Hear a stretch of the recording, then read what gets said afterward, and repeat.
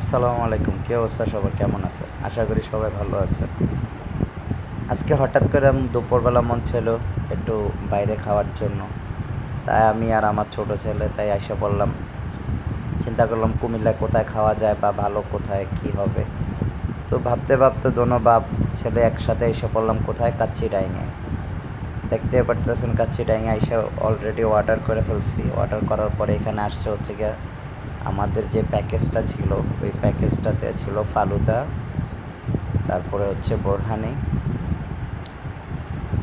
তারপরে হচ্ছে গিয়া কাচ্চি বিরিয়ানি, বাসমতি চালের সালাদ।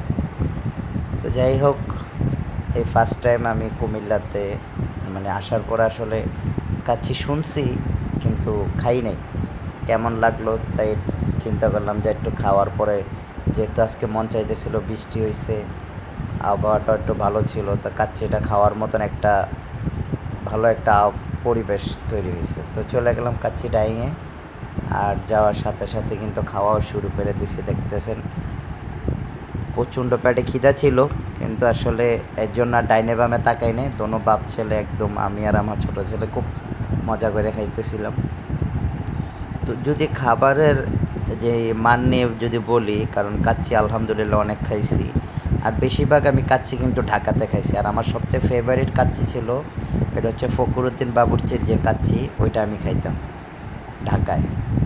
তো ফখরুদ্দিন বাবুর্চির কাচ্চির সাথে এটা যদি আমি কম্পেয়ার করি, তাহলে আমি মনে করি যে আমার ঢাকার ফখরুদ্দিন বাবুর্চির কাচ্চিটাই সবচেয়ে বেস্ট ছিল।